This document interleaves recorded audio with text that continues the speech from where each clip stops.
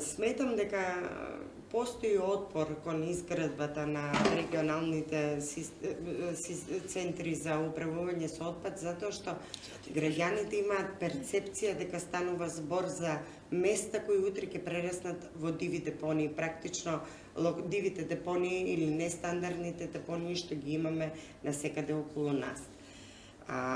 Регионалниот систем за управување со отпад треба да воспостави ред. При изборот на локацијата се внимава и не економската исплатливост и оддалеченоста на одделните општини до самото место, до претоварните станици каде што се предвидува префрлање на отпадот. Така да јас сметам дека е неопходно час побргу да се воспостави тој регионален систем за управување со отпад. Иако законот го дозволува тоа, досега Министерството за животна средина и просторно планирање и нема одземано ингеренциите на ниту еден градоначалник за постапување со отпадот, но доколку бидеме во таква ситуација, не смееме да дозволиме да изградбата на еден ваков регионален систем да зависи од еден човек или од една личност, која што е 4 години, а станува збор за долгогодишно управување со отпадот. Иако би сакала да потенцирам дека паралелно со изградбата на регионалните санитарни депонии, ние мораме отпадот да го гледаме како суровина, затоа што ние практично не можеме да најдеме толкова површина да депонираме толкави количини на отпад колку што можеме нели да изфрлиме. Затоа отпадот мора да го гледаме како ресурс. Дали има интерес, веќе навлеговме во циркуларна економија, дали постои интерес или отпорност кон ваквиот начин на размислување, односно користење на отпадот како ресурс и тоа користење од самите оние кои што и го произведуваат? Постои интерес во прехрамбената индустрија, не знам, овие што се тешките индустрии и така натаму. Постои интерес, меѓутоа сметам дека треба да се подобри соработката и на општинско ниво, заедно со колективните постапувачи со отпад, за да можеме да се вклучат во да се користи отпадот практично како ресурс. Минатата година кога се донесе законското решение, Законот за управување со отпад, практично со предлог амандман на претеничката Маја Морачен, беше забранет увоз на отпад од странство кој во нашата земја би бил користен како енергенс, што е позитивно, затоа што ние мораме да размислуваме отпадот што го имаме кај нас го вклучиме како производ.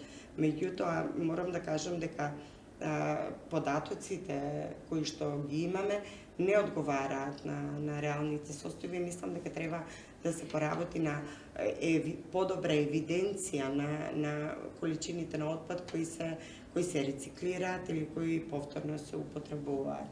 А што се однесува до подзаконските акти кои ги спомна господинот, кои треба да произлезат од законите кои ги донесовме минатата година, досега Министерството има изработено некаде околу 2/3 од тие подзаконски акти, но се работи. Ги треба да се бараат мислење и од други институции, така да не би зборувала за колку правилници станува збор. Голем дел од процедурите би биле допрецизирани, дообјаснети.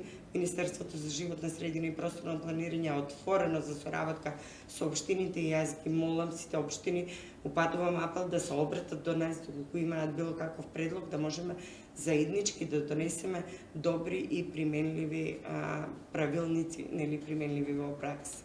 Како вие би оцениле еколошката свест на граѓаните?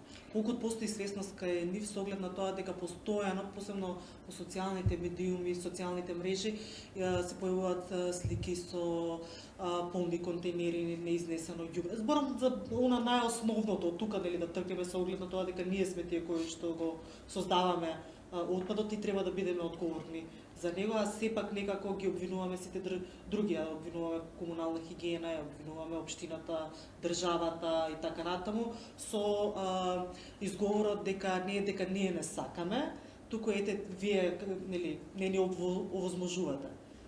Ако ќе се овозможи, има и такви примери, затоа и го одовлекувам ова, тогаш не се води грижа за истите тие контейнери, да речеме, за рециклажа и така натаму. Како да го надминува таа комуникација со граѓаните, таа основна комуникација?